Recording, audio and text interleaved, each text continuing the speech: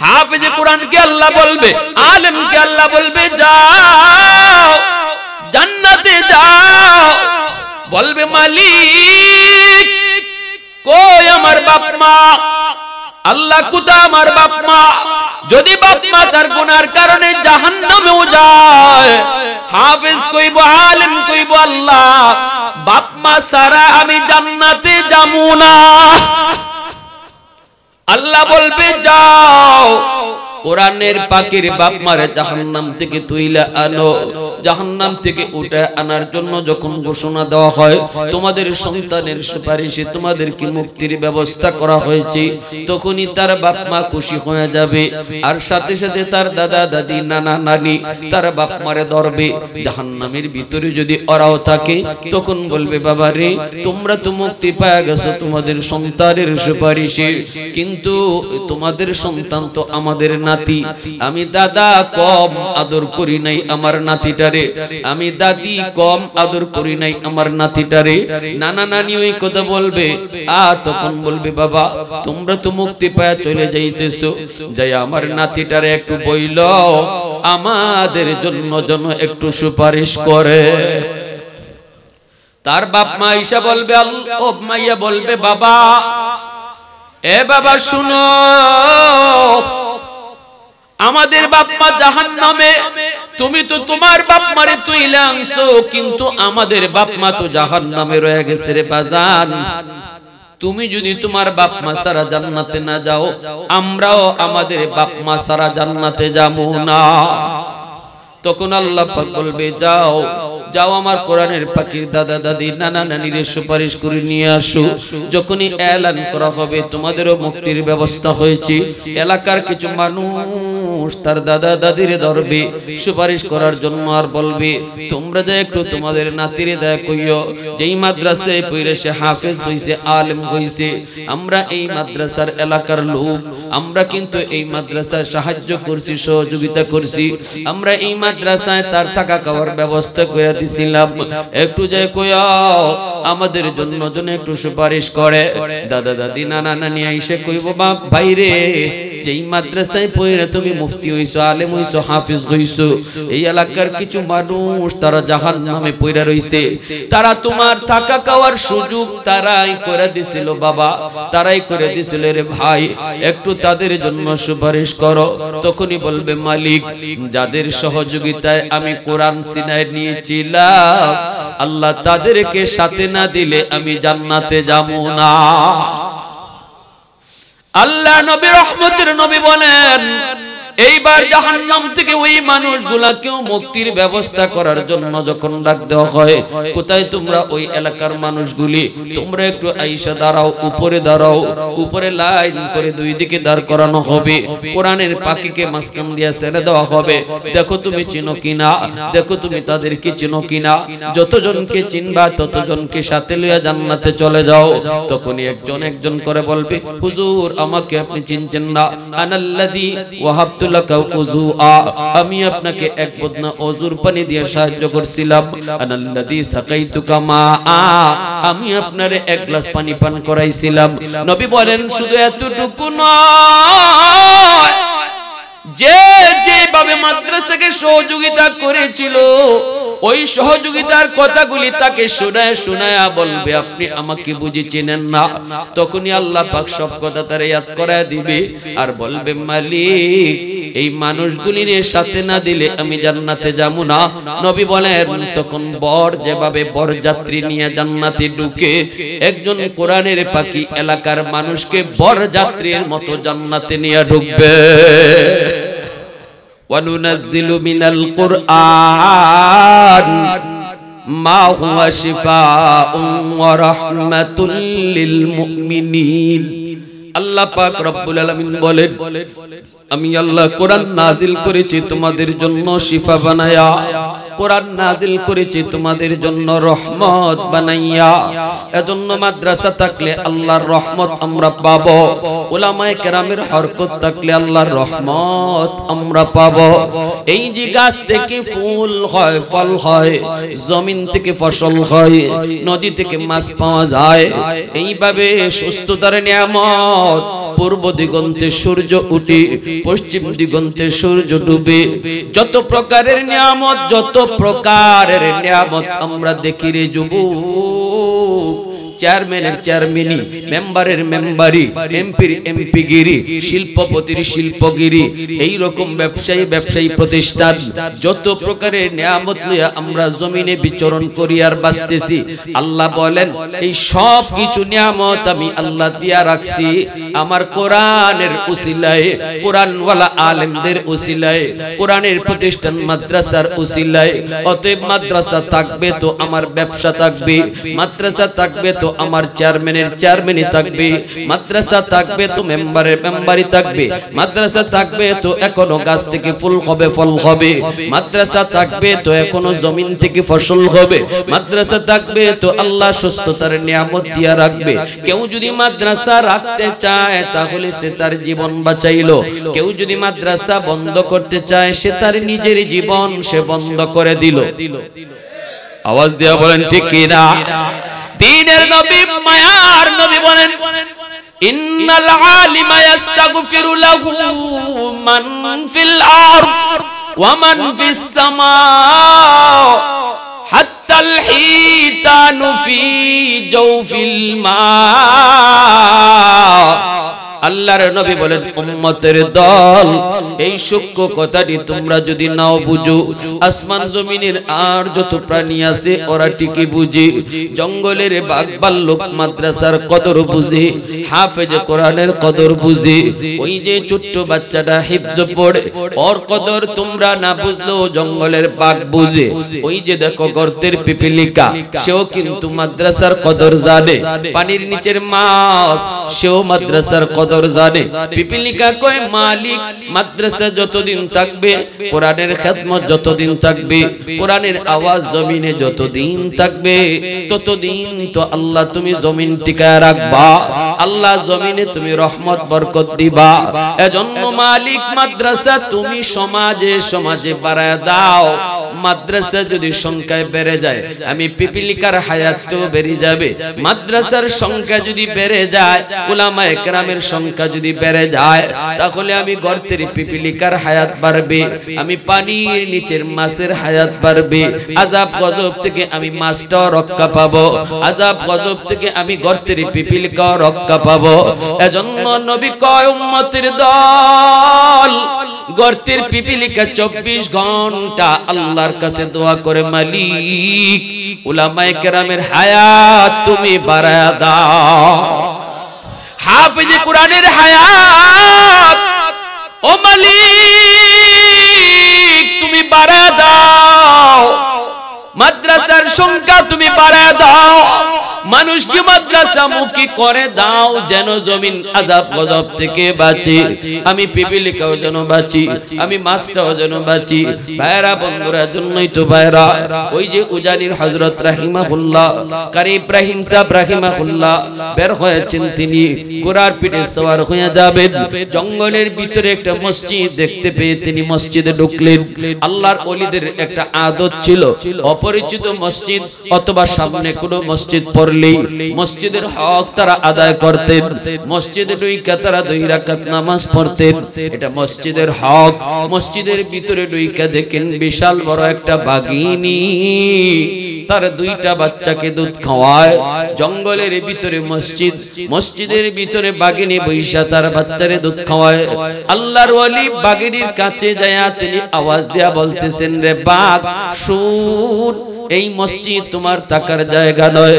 মজা করেন এত বড় রয়্যাল বেঙ্গল টাইগার, যেই টাইগার মানুষ দেখলে পরে হিংস্র হয়ে যায়, যেই টাইগার মানুষ দেখলে পরে কলিজা খাওয়ার স্বপ্ন দেখে রক্ত খায়, এই বাঘিনীটা আস্তে করে লেজটা নিচে দিয়া আল্লাহর ওলিকে চিনা বুঝাইতেছে, ওগো আল্লাহর ওলি আমি আপনারে চিনে ফেলেছি, ওগো নবীর নায়েবে নবী আমি আপনাকে চিনে ফেলেছি, আল্লাহ আপনার উসিলায় আমি বাঘকেও খাওয়াইতেছি। আল্লাহু আকবার জোরে কোন, আপনার উসিলায় আল্লাহ আমি বাঘকেও বাঁচায় রাখছে। এই বইলা বাঘিনীটা বাচ্চা নিয়ে ভদ্র মানুষের মতো জঙ্গলে চলে গেল, আল্লাহর ওলিকে চিনলো। এই কথাটাই নবী বলেছেন আমার উম্মতের দল উলামায়ে কেরামের কদর তোমরা যদি নাও বুঝো ওই বাঘ ভাল্লুক হিংস্র জীব জানোয়ার আসমান জমিনের আর যত প্রাণী আছে ওরা কিন্তু ঠিকই বুঝে। আর একটু জোরে কোন আল্লাহু আকবার।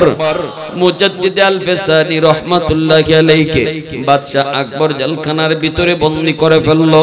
কেন? কারণ তিনি বাদশা আকবরের বিরুদ্ধে ফতোয়া দিলেন। বাদশা আকবর একটা ধর্ম বানাইছিল, আকবরের দ্বীনে এলাহি। এই ধর্মের বিধান ছিল হিন্দু মুসলমান একে অপরকে বিয়ে শাদী করতে পারবে, হিন্দু গরু খাবে, মুসলমানও কচ্ছপ খাবে। এইভাবে হিন্দু মুসলমানের ঈদে যাবে, মুসলমানও হিন্দুদের দুর্গা পূজায় যাবে। এইভাবে হিন্দু মুসলমানে মিলায়া একটা ধর্ম আবিষ্কার করেছিল বাদশা আকবর। নাম ছিল আকবরের দ্বীনে এলাহি। এই কারণে মুজাদ্দিদ আল-ফিসানি রাহমাতুল্লাহি আলাইহি তিনি বাদশা আকবরকে কাফের ঘোষণা দিয়েছিলেন। সাথে সাথে উনাকে জেলখানায় আবদ্ধ করে ফেললো। বাদশা এইবার একটা বাঘ ছেড়ে দিল জেলখানার ভিতরে। কই মৌলবীরে আমরা মারবো না, বাঘ দিয়া খাওয়াবো। বাঘ ছেড়ে দিল এই জেলখানার ভিতরে। আর জেলের বাহির থেকে বাদশা মন্ত্রী পরিষদ নিয়ে তাকায় তাকায় তামাশা দেখবে কিভাবে বাঘ হুজুরকে খায়, কিভাবে বাঘ হুজুরের উপরে হামলা করে একটু দেখবে। হঠাৎ করে বাদশা আকবর মন্ত্রী পরিষদ নিয়ে তাকায় দেখি বাঘ আস্তে আস্তে হুজুরের কাছে গেল, যাইয়া আস্তে করে লেজ নাইরা নাইরা আল্লাহর ওলির পায়ের সামনে গিয়া বসে গেল। যেই বাঘ মানুষ দেখলে পরে হিংস্র হয়, যেই বাঘ মানুষ দেখলে পরে হিংস্র হয়, এই বাঘ আল্লাহর ওলির পায়ের সামনে গিয়া আস্তে করে বসে পড়লো, লেজ নাইরা নাইরা বসে পড়লো। আর যেন বুঝাইতেছে আল্লাহর ওলি গো, ওরা আপনাকে চিনে না, কিন্তু আমি বাঘ আপনাকে চিনে ফেলেছি। চিনবেই তো, কারণ আমার নবী বলেছেন, নবীর নায়েবে নবী এরা এই জমিনের কত বড় সম্পদ, এই জমিন টিকায় রাখার উসিলা। এটা মানুষ তোমরা যদি ঠিক মতো নাও বুঝো, হাইওয়ান জীব জানোয়ার ওরা ঠিকই বুঝে। আল্লাহু আকবার জোরে কোন, আর একটু জোরে আল্লাহু আকবার। मैं तालिब मौला हूँ मेरे इश्क निराला, मैं तालिब मौला हूँ मेरे इश्क निराला, है जुमला जहां जिनके तजल्ली से उजाला, है जुमला जहां जिनके तजल्ली से उजाला, मादरुद जहां गैर खुदा यार नदार, जुज़ियात खुदा ही चिदिगुर कार नदार, जुज़ियात खुदा ही चिदिगुर कार नदार। জোরে সুরে কোন আল্লাহু আকবার, আর একটু জোরে কোন আল্লাহু আকবার। ভাইরা বন্ধুরা জন্য বলতেছিলাম, একটু মনোযোগ দিয়ে খেয়াল করে শুনো রে যুবক। আল্লাহর ওলির পায়ের সামনে যে বাঘটা বসে গেল, একটু শোনো। এই যে মাদ্রাসা তোমাদের এলাকার, এই মাদ্রাসাটার কদর একটু বুঝো, এই মাদ্রাসার ছাত্রদের কদর একটু বুঝো। আমি আর তুমি দেখতেছি ছাত্র ছোট বাচ্চা দুষ্টমি করে করে রাস্তা দিয়ে হাইটা যায়, আর ফেরেশতারা কয় আমরা তার পায়ের নিচে নূরের পর বিছায় রাখি। ফেরেশতারা বুঝে এই শিশু বাচ্চাটার উসিলায় আল্লাহ আমি ফেরেশতারাও বাঁচায় রাখছে। আল্লাহু আকবার। और उसीलाয় আল্লাহ আমি ফেরেশতাকেও খাওয়াই, ফেরেশতারও বাঁচায়। এজন্য নূরের ফেরেশতারা তার পায়ের নিচে নূরের পর বিছায় রাখি। ভাইরা বন্ধুরা, বাঘটা আওয়াজ দিয়া বাঘটা তখন যেন বুঝাইতে চায়, ওরা বুঝে না, ওরা চিনে না, আমি আপনাকে চিনে ফেলেছি। এর একটু পরেই বাদশা তাকায়া দেখে আল্লাহর ওলি মুজাদ্দিদ আল-ফিসানি রাহমাতুল্লাহি আলাইহি নিজের পাটা তিনি বের করে দিলেন, আর সাথে সাথে বাঘটা তার জিহ্বা বের কইরা মুজাদ্দিদ আল-ফিসানি রাহমাতুল্লাহি আলাইহি পায়ের নিচের মাটি আর বালিগুলি জিহ্বা দিয়া বাঘে চাটতেছে।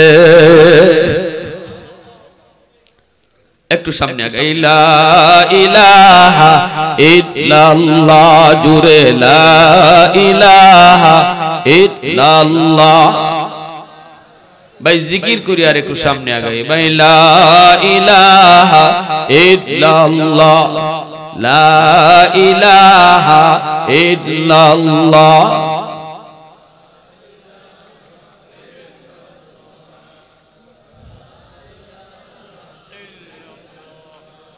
লা ইলাহা ইল্লাল্লাহ লা ইলাহা ইল্লাল্লাহ লা ইলাহা ইল্লাল্লাহ লা ইলাহা ইল্লাল্লাহ লা ইলাহা ইল্লাল্লাহু মুহাম্মাদুর রাসূলুল্লাহ। জোরে শুনে বলি সাল্লাল্লাহু আলাইহি ওয়াসাল্লাম। তাহলে কি বুঝলাম? মাদ্রাসার উসিলায় আল্লাহ জগৎ টিকায় রাখছে, কোরআনের উসিলায় আল্লাহ এখনো রহমত বরকত দিয়ে আমাদেরকে পালতেছে। যেদিন থেকে মানুষ কোরআন থেকে মুখ ফিরিয়ে নেবে, মাদ্রাসা থেকে মুখ ফিরিয়ে নেবে, ঘরে কোরআনের তেলাওয়াতের কথা ভুলে যাবে, যেদিন থেকে মানুষ আলেমদের থেকে দূরে সরে যাবে, ওই দিন আল্লাহ জমিনও আর রাখবেন না, পরপর পরপর গজব আর আযাব দিয়ে আল্লাহ জমিন ধ্বংস করে দেবে। এজন্য কেউ যদি বলে আমি মাদ্রাসা রাখবো না, নিশ্চিত মনে রাখবেন আল্লাহ তারে তার জায়গাতে রাখবে না। মাদ্রাসায় আঘাত করা নিজের পায়ে নিজে কুড়াল মারা।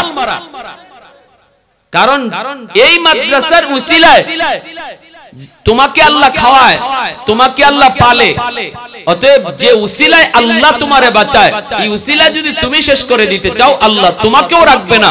আমরাও বাংলাদেশে দেখেছি যতজন চেয়ারে বৈশা মাদ্রাসার বিরুদ্ধে কথা বলছে, মাদ্রাসা শিক্ষার প্রয়োজন নাই, কোরআনী শিক্ষার প্রয়োজন নাই, মাদ্রাসা দিয়ে কি হয়, মাদ্রাসার বাচ্চারা কি করে, এরা দেশের কোন কাজে লাগে, এরা ব্যারিস্টার হইতে পারে না, এরা ইঞ্জিনিয়ার হইতে পারে না, এরা একটা কিছু আমাদের কল্যাণমূলক কাজ দেখাইতে পারে না, এই সমস্ত বাজে বাজে কথা কইয়া যারা মাদ্রাসার বিরুদ্ধে বলছে, একজনও তার জায়গাতে নাই।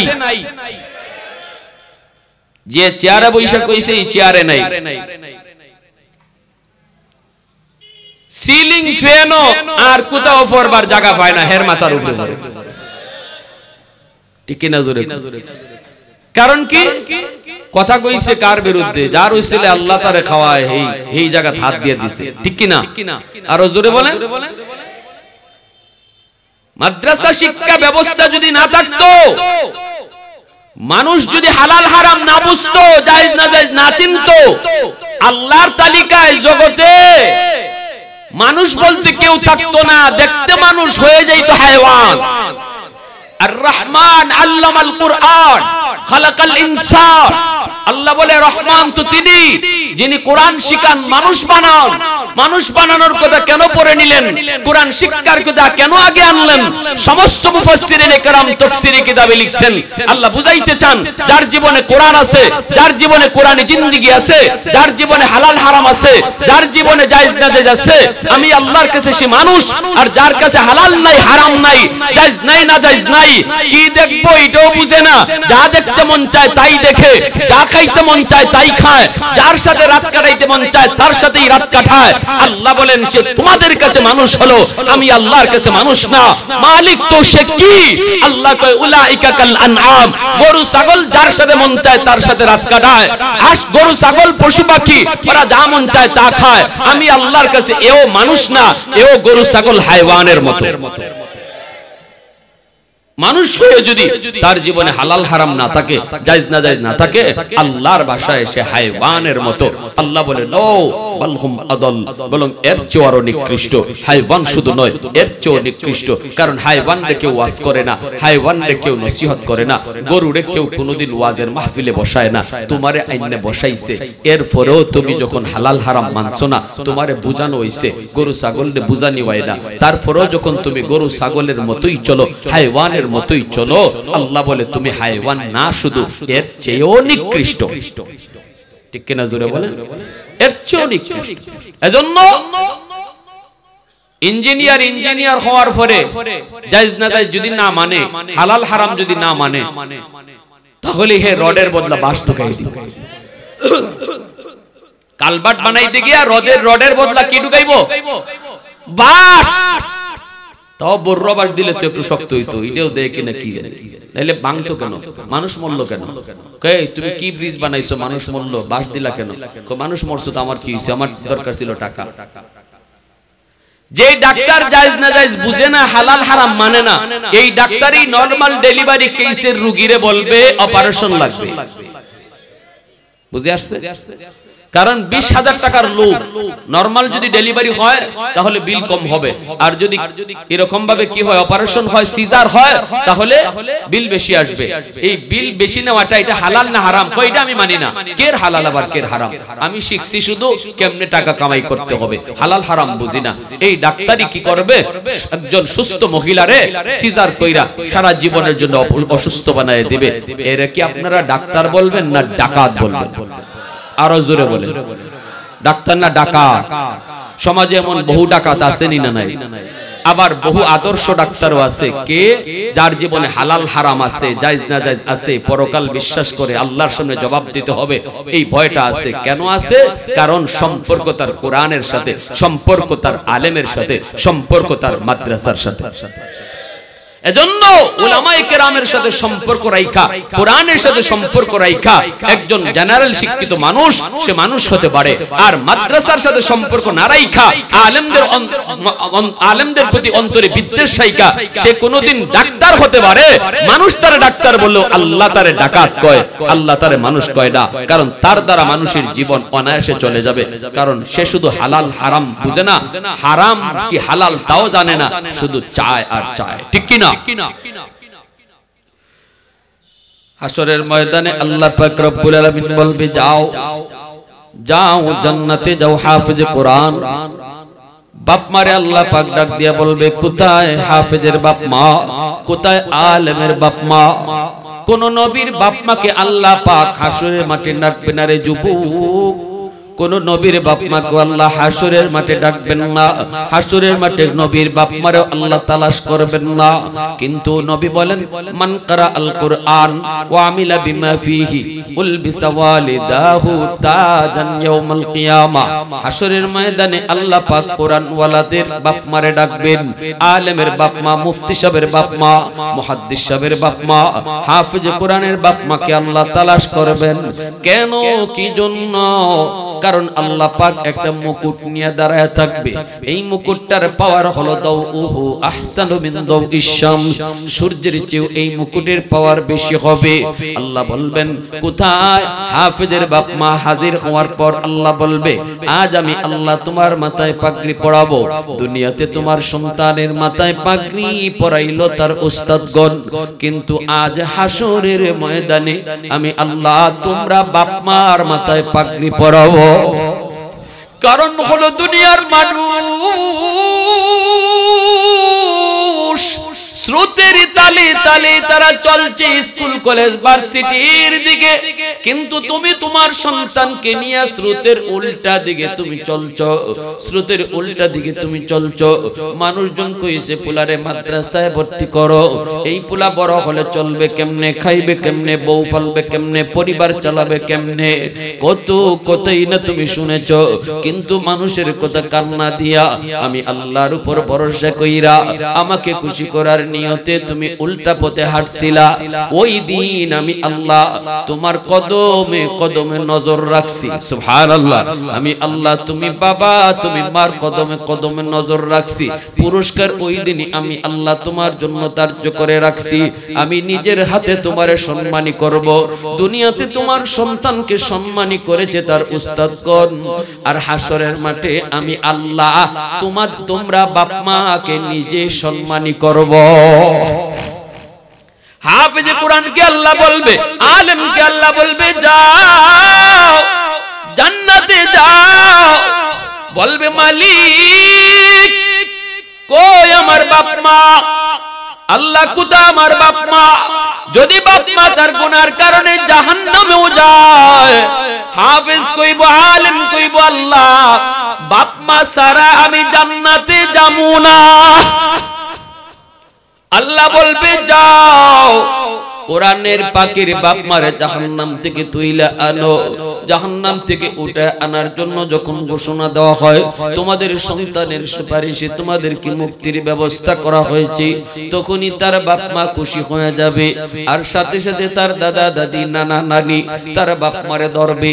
জাহান্নামের ভিতরে যদি ওরাও থাকে, তখন বলবে বাবা রে, তোমরা তো মুক্তি পেয়ে গেছো তোমাদের সন্তানের সুপারিশে, কিন্তু তোমাদের সন্তান তো আমাদের নাতি। আমি দাদা কম আদর করি নাই আমার নাতিটারে, আমি দাদি কম আদর করি নাই আমার নাতিটারে। নানা নানি ওই কথা বলবে। তখন বলবে বাবা তোমরা তো মুক্তি পায় চলে যাইতেছো, যাই আমার নাতিটারে একটু বইল আমাদের জন্য যেন একটু সুপারিশ করে। তার বাপ মা ঈশা বলবে, ও মাইয়া বলবে বাবা, এ বাবা শুনো, আমাদের বাপ মা জাহান্নামে, তুমি তো তোমার বাপ মারে তুইলা আনছো, কিন্তু আমাদের বাপ মা তো জাহান্নামে রয়ে গেছে রে বাজান। তুমি যদি তোমার বাপ মা ছাড়া জান্নাতে না যাও, আমরাও আমাদের বাপ মা ছাড়া জান্নাতে যাবো না। তখন আল্লাহ পাক বলবে যাও যাও আমার কোরআনের পাখির দাদা দাদি নানা নানির সুপারিশ করে নিয়ে আসো। যখনই এলান করা হবে তোমাদেরও মুক্তির ব্যবস্থা হয়েছে, এলাকার কিছু মানুষ তার দাদা দাদির ধরবে সুপারিশ করার জন্য, আর বলবে তোমরা যে একটু তোমাদের নাতিরে দেয় কইও, যেই মাদ্রাসায় পড়ে সে হাফেজ হইছে, আলেম হইছে, আমরা এই মাদ্রাসার এলাকার লোক, আমরা কিন্তু এই মাদ্রাসায় সাহায্য করছি, সহযোগিতা করছি, আমরা এই মাদ্রাসায় তার টাকা খাওয়ার ব্যবস্থা করে দিছিলাম, একটু যাই কইও আমাদের জন্য যেন একটু সুপারিশ করে। দাদা দাদি নানা নানি আইসে কইব বাপ ভাই রে, যেই মাদ্রাসায় পড়ে তুমি মুফতি হইছো, আলেম হইছো, হাফেজ হইছো, এই এলাকার কিছু মানুষ তারা জাহান্নামে পড়ে রইছে, তারা তোমার টাকা খাওয়ার সুযোগ তারাই করে দিছিল বাবা, তারাই করে দিছিল রে ভাই, একটু তাদের জন্য সুপারিশ করো। তখনই বলবে মালিক, যাদের সহযোগিতায় আমি কোরআন সিনায় নিয়েছিলাম, আল্লাহ তাদেরকে সাথে না দিলে আমি জান্নাতে যাব না। আল্লাহ নবী রহমতের নবী বলেন, এইবার জাহান্নাম থেকে ওই মানুষগুলাকেও মুক্তির ব্যবস্থা করার জন্য যখন ডাক দেওয়া হয়, কোথায় তোমরা ওই এলাকার মানুষগুলি, তোমরা একটু আইসা দাঁড়াও, উপরে দাঁড়াও, উপরে লাইন করে দুই দিকে দাঁড় করানো হবে, কোরআনের পাখিকে মাঝখান দিয়ে ছেড়ে দেওয়া হবে, দেখো তুমি চিনো কিনা, দেখো তুমি তাদেরকে চিনো কিনা, যতজনকে চিনবা ততজনকে সাথে লইয়া জান্নাতে চলে যাও। তখনই একজন একজন করে বলবে, হুজুর আমাকে আপনি চিনছেন না, আনাল্লাযী ওয়াহাবতু লাকা উযুআ, আমি আপনাকে এক বদনা ওযুর পানি দিয়ে সাহায্য করছিলাম, আনাল্লাযী সাকাইতুকা মাআ, আমি আপনারে এক গ্লাস পানি পান করাইছিলাম। নবী বলেন শুধু এতটুকু নয়, যে যেভাবে মাদ্রাসাকে সহযোগিতা করেছিল ওই সহযোগিতার কথাগুলি তাকে শোনায় শোনায়া বলবে আপনি আমাকে বুঝি চেনেন না। তখনই আল্লাহ পাক সব কথা তার ইয়াদ করায় দিবে আর বলবে মালিক, এই মানুষগুলির সাথে না দিলে আমি জান্নাতে যাব না। নবী বলেন তখন বর যেভাবে বরযাত্রী নিয়ে জান্নাতে ঢুকে, একজন কোরআনের পাখি এলাকার মানুষকে বরযাত্রীর মতো জান্নাতে নিয়ে ঢুকবে। আমরা সবাই জান্নাতে যেতে চাই কি চাই না? কারা কারা চাই হাত তুলে আল্লাহকে দেখে। তাহলে ভাইয়েরা বন্ধুরা বলুন, সুখে শান্তিতে সবাই থাকতে চাই কি চাই না? আল্লাহর রহমত আমরা প্রতিনিয়ত চাই কি চাই না? তাহলে মাদ্রাসা টিকায় রাখতে হবে নিজের স্বার্থে, ঠিক কি না? নিজে বাঁচার স্বার্থে মাদ্রাসা টিকায় রাখতে হবে। হাসরের মাঠে আমার মুক্তির একটা ব্যবস্থা হোক, এই আশা এই ফিকির যদি থাকে, মাদ্রাসা টিকায় রাখতে হবে সহযোগিতার মাধ্যমে।